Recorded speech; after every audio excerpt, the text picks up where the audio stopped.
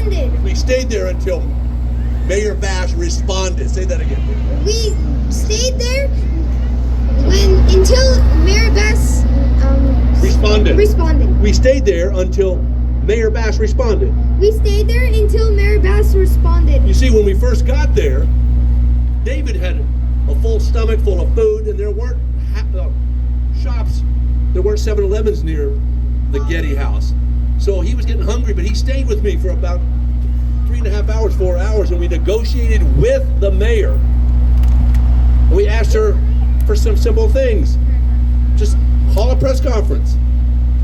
Draw attention to the blockade in Artsakh. Call your friends, your powerful friends, the Vice President of the United States, Kamala Harris, and have her call the President to call the Secretary General of the United Nations and have airlifts, UN airlifts into Artsakh. We made all these demands, and finally we negotiated a simple tweet. And we learned how quickly she would respond, and she did.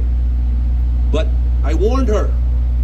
I said, Madam Mayor, with all due respect, joint resolutions, legislative bills, and letters of intent are just things that elected officials use to cover themselves.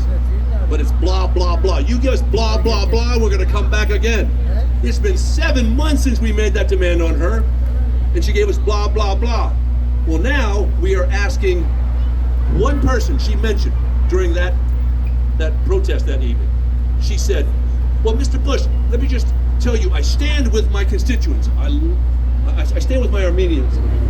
I've been talking to Adam and to Paul Kerkorian about finishing the letter we started 2 months ago when they started, a month ago.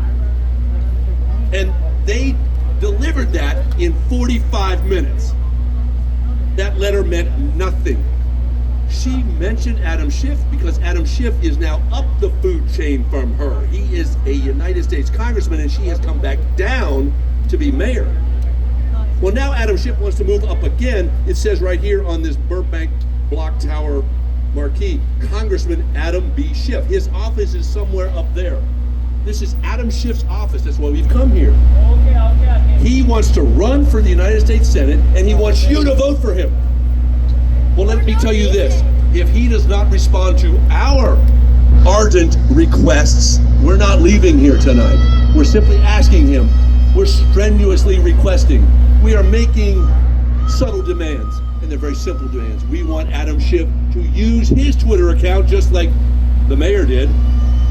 We want him to use his Twitter account and to send a tweet, not in support of the people of Armenia and Artsakh. We want him to tweet that he's willing in the next 4 weeks to fly to Zvarsnats in Yerevan, land, and with whatever security our United States government can supply him, drive down towards Goris, make a hard left-hand turn towards Gandasar, and before he gets to the Latchian corridor to get across the border, we want him to see the blockade for himself.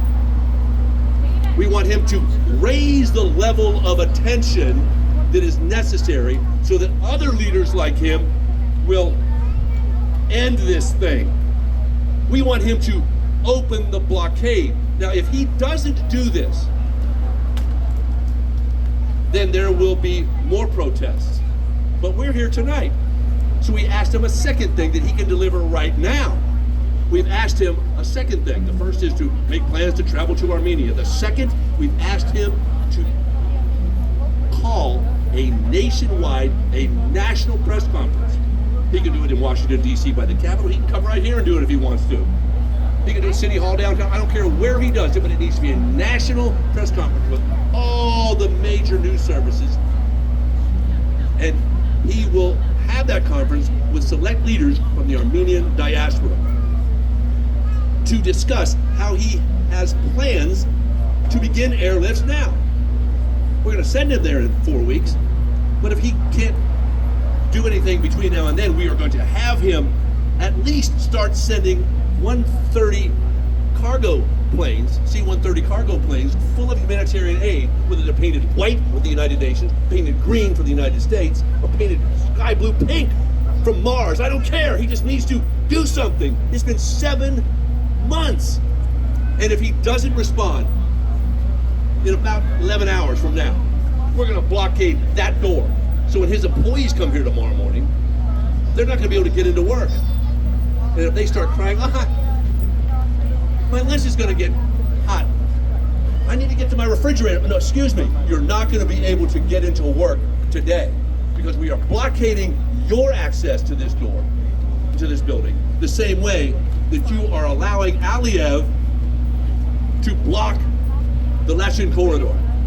And if we are forced away from that door, now I will chain myself to that door. And I have at least 7 others of my family and friends here that will tie themselves and chain themselves to that door with me. So we're not leaving. Think about chains, okay? A chain is as strong as its weakest link. I don't care how strong this chain is. If that link right there has a crack in it, and you're gonna try to pull a truck, this chain is going to break at that point right there. What I've noticed about Armenians is when you guys link arms, when you all join hearts, right? When we join our hearts in a single, there's Stepanakert. Barev,